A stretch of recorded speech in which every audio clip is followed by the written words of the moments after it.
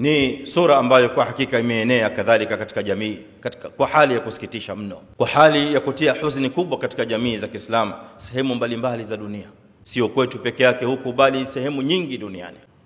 Nayo ni sura ya asihr wal kihana, mambo ya uchawi, mambo ya uganga, mambo ya kwenda kuangalia katika ramli na mambo ya kuangalia mambo ya ghaib na mengineo kama haya. Hizi ni sura ambazo leo katika hali na jamii za Kiislamu imekuwa ni balaa kubwa. Inafikia hali ya kusikitisha sana ya kwamba kuna Waislamu leo wanakufa wakiwa katika hali kama hizi.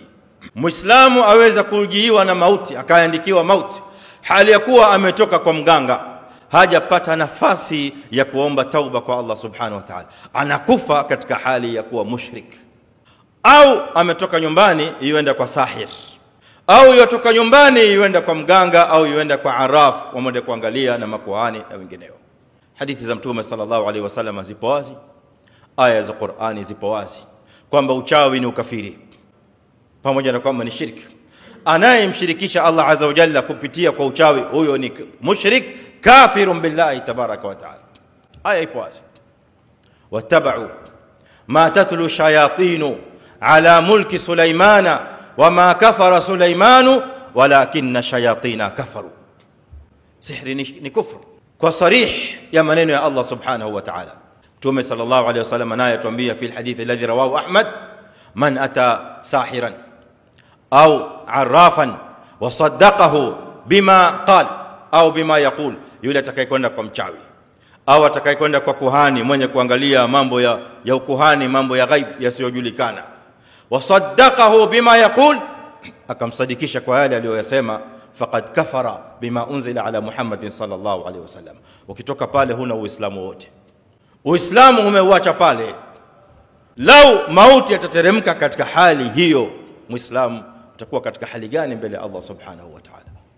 Mitihani mikubwa leo ipo katika jamii, wake kwa waume, wakubwa kwa wadogo, na wazee na wasiokuwa wazee. Mambo na mitihani inapozidi, imani zinadhoofika.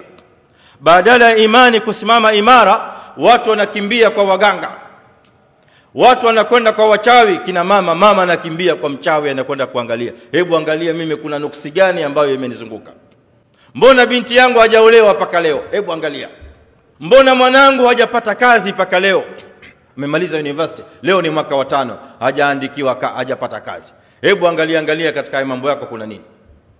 Waganga akdhabun nas, wachawi hum akdhabun nas, ndio waongo wakubwa. Lengo lake ni pato, lengo lake ni uchumi, pate mali. Ndipo pale sasa ukija kama wewe pale ni mjinga, ndio fursa yake yeye kupata chumo na kuendelea kuishi.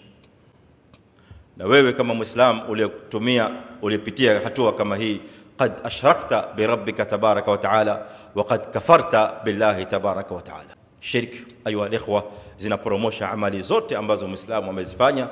Walaqad uhiya ilayka wa ila alladhina min qablika la in ashrakta la yahbatanna amaluk wa la takunanna min alkhasirin.